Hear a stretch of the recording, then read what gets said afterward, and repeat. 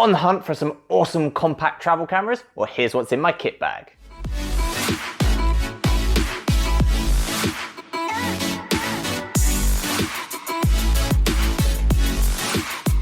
Hey guys, Chris from Stoked Travel here. Welcome back to the channel. Now, before I get started, make sure you hit that subscribe button so you don't miss out on any video goodness. Now today we're going to talk about the best compact travel cameras that allow you to capture all the action and adventure along the way. We're going to talk through everything from mirrorless cameras through to action cameras, drones, and of course what's in my personal kit bag as well. So yeah, let's get started. When it comes to still photography on the road, the mirrorless camera range is the way to go. And especially for travel, they're lightweight, compact, and have some incredible specs built into them, especially when you compare them to the higher end digital SLRs, which are a lot bigger, heavier, and more expensive. Now, I recently invested in the Sony A6300 and it's been incredible on the road.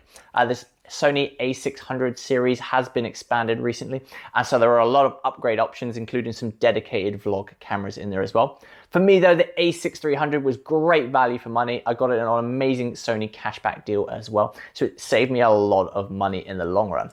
I got it with the kit lens, which does absolutely everything I need to, and it's great for vlogging and filming. But the money I saved on it also allowed me to get a Sony 210mm zoom lens as well. So for surf photography and filming, it is great, and I highly recommend that.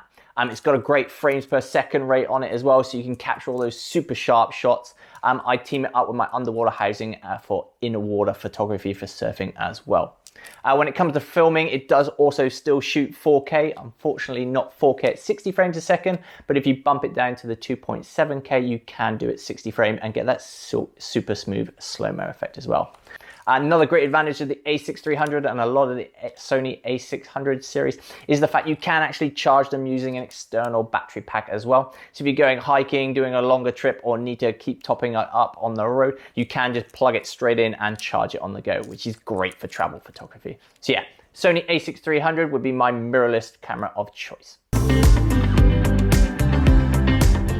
Out of all the compact travel cameras I have in my gear bag though, the one I use the most is the DJI Osmo Pocket, which I'm actually filming on right now. It's super small, lightweight, compact, and discreet, so it's great for travel photography and videography. Admittedly, I don't use it for stills that much. I do use it a lot for video, and it is my go-to vlogging camera as well. The 3-way axis gimbal on it makes super smooth footage, and it's really easy to use. I plug mine into my phone, so I've got that bigger screen to use, and also have access to the full manual controls. It's a great vlogging camera. You can mount it on a selfie stick, and it's got active track and a lot of the awesome extras that DJI has on a lot of its drone cameras as well. So it's a lot of smart modes built into it. But yeah, it's an awesome camera, great budget option, but still delivers the good. So yeah, DJI Osmo Pocket. Great little camera. Check out the link in the description for my full review and video of it. And when it comes to action photography, it is hard to beat the GoPro Hero 8. This awesome action camera has been an integral part of my kit bag since its launch. 4K at 60 frames a second, silky smooth, hyper smooth 2.0, and all the amazing features it packs into its robust and compact case. Now, when it comes to things like surfing, kayaking, rock climbing, even skydiving, it handles everything you can throw at, and it's a great investment for people who are going to be doing a bit more action photography and filming. Again, if you're scuba diving as well, make sure you get the dive housing, and then you can capture all those amazing underwater footage as well. So yeah, action cameras, GoPro Hero 8. When it comes to aerial photography on the road, the Mavic Air 2 is my current travel drone of choice. It's incredible for capturing life on the road. 48 megapixel photos, 4K at 60 frames a second, 34 minutes worth of flight time, and nearly 20 kilometers worth of flight radius, all make an incredible travel drone. Sure, it's not the most compact or the lightest. Things like the Mavic Mini and the original Mavic Air are slightly smaller and more lightweight, but the trade-off in terms of specifications is well worth it. Again, if you're looking for an awesome travel drone for your next adventure, make sure you check out the link in the description below for my full rundown guide, as recommended by some epic travel vloggers. And whilst you're on the road shooting all these incredible photos and videos, you'll need to back them up as well. Now for me, the SanDisk SSD drives are the way forward. These super compact disk drives have no moving parts, so they're super durable, and they're really fast write speeds as well, so you can back those cards up super quickly. Now I've got a 500 gigabyte and a terabyte one, which I carry around, and I even run Final Cut Pro off of one as well. So yeah, they are a little bit more expensive, but it's well worth the value for their robustness and the fact they're so small as well. One other thing I'm going to add in as an added bonus is the fact that a lot of people have been asking me how I'm getting my in-water surf photography at the moment. Well, alongside my Sony A6300, I've invested in a liquid eye surf housing as well, with the pistol grip and all the buttons on the back. It's not the cheapest bit of kit. They are about $1,000 US, but as you can see, it's pretty small in compared to a lot of other housings on the market. And the fact it's made out of plastic as well makes it super lightweight too. So yeah, combine this with the A6300 and you've got yourself an awesome in-water surf setup too. One final camera to add into the mix as well is my iPhone X.